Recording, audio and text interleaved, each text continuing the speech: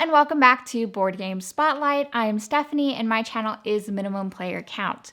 Today we are doing an overview of Human Punishment: The Beginning. This is a standalone game that can be combined with Human Punishment: Social Deduction 2.0.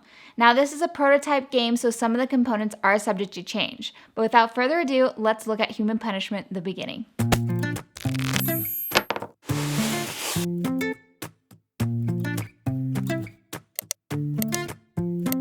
In Human Punishment: The Beginning, you will be assigned a loyalty card at the beginning of the game. These loyalties can either be human, machine, fallen, or legion. If you are human, your goal is to get the most human data chips into the network as possible. You are also under the impression that everyone else in your team is human, but you also know that you can't trust them all because they can either be machine, legion, or fallen. So you're trying to work together and also figure out who is who. If you are machine, your goal is one of the following. You're either trying to get the most machine or red chips into the network, you're trying to bring resources down to 0, or you're trying to bring Deus into the network. Any one of these conditions will be victory for the machine. If you are Legion, you are trying to bring security down to 0 or bring the threat level up to 4. With Legion, you are not really concerned with the data chips being in the network, but you do have to give the impression that you are still a human, so you want to try to be as inconspicuous as possible. If you are the Fallen, you are a lone soldier. You are the only one in the game of your type. So the Fallen have different win conditions. Fallen is either getting 3 gray chips in the junkyard or by having 2 gray data chips in the junkyard and 2 gray data chips in the network. If you win with these win conditions, the Fallen is the overall winner of this game. When starting the game and choosing a starting player, the person to the right of the starting player will be the leader at the beginning of the game. The person to the right of the leader will then get the general badge. The badges are just signifying who the leader and the general are, but they do have special abilities that they provide. The leader is able to break ties if it comes down to it, and they have more of that ability because of their leader title. They are also able to pardon anybody who has been imprisoned. Also, if there comes a time that there is no general because they have done an action that the general can do, they can then decide on who the new general is without having to have a vote in that case. If you are the general, you do have a few advantages. If there are an event card that says the general decides, you make the overall decision. When Apex and Deus have been spawned, there is also a control panel that the general will get command of. Another action that the general can do during any time is they can use or kind of destroy their badge to kill 4 enemies that are on the board.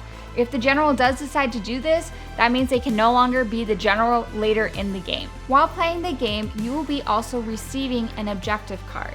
These objective cards are personal to you and have to be completed in order for you to win the game.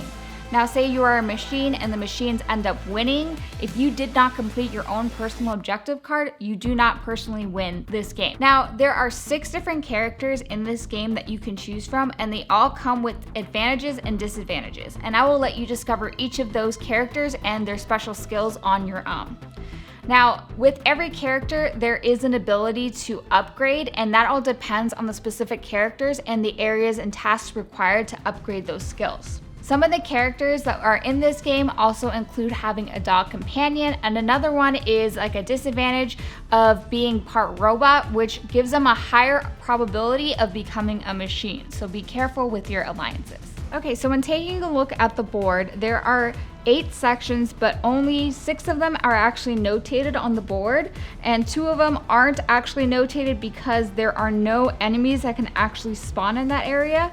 So let's go over some of these sections on the board. Now the first area I'm going over here is the sectors, and this is where all the data chips are going to be, and you're able to know the likelihood of getting one of your data chips by what is notated here on the board. The next area we're going to look at is the med center. The med center is where you can heal, and it's not an actual section of the board. It is also where you're able to remove wounds. In the junkyard, this is where you're able to get rid of chips that you no longer want because you do not want them in the network. You're also able to investigate and look at other chips in this area to try to see what other players have placed in this area.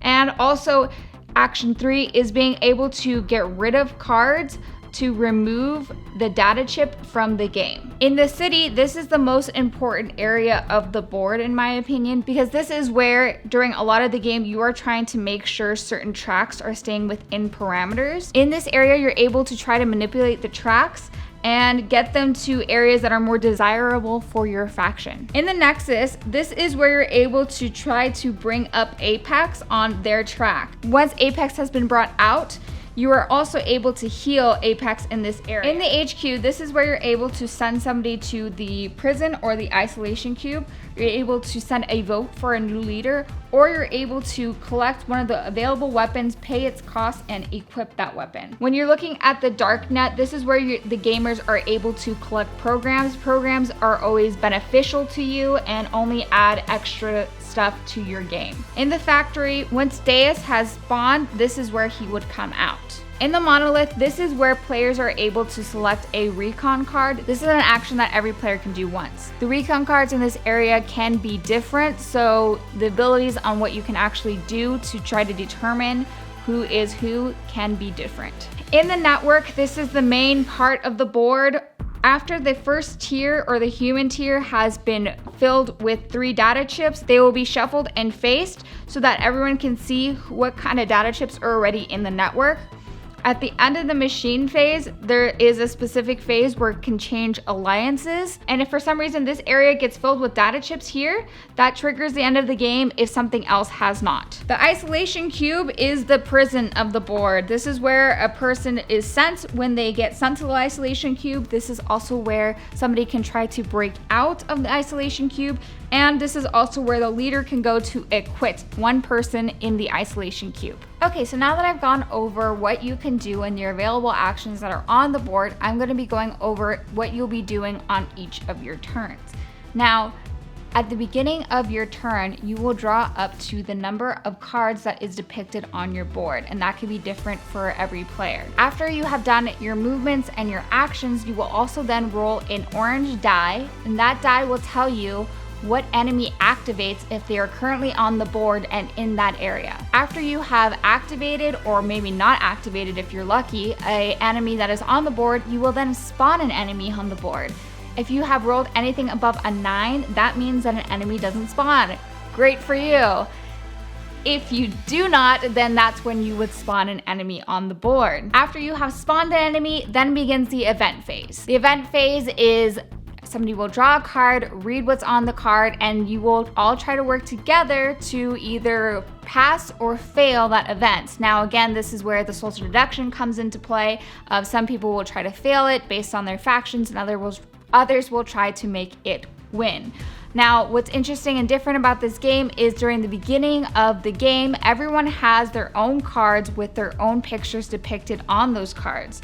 Now, when you start putting cards towards that event, the person who is reading that event is able to see who has participated with their cards. Now, let's talk about this game overall. Human Punishment at the beginning, you are really trying to complete your own personal goals and also trying to complete the main goal of your faction. Now, sometimes your personal goal and the main goal of your faction can clash, so you're really trying to make a good balance of that. You're also trying to figure out who is on your side, and what's also interesting is even if you do figure out who is on your side during the second phase of finishing the network, during the machine phase, players can be switched or flipped to different sides. So even if you started as a human during the beginning, doesn't mean that you would end as a human during the end. You can even go from human to machine to legion by one round, and you would then have to change your strategy for the entire game. Now, I hope you enjoyed this overview of Human Punishment: The Beginning. This game will be coming out on Kickstarter soon, so I will be putting the Kickstarter link in the bio below. And I want to thank you so much for joining me in this overview video of Human Punishment: The Beginning. I will see you next time.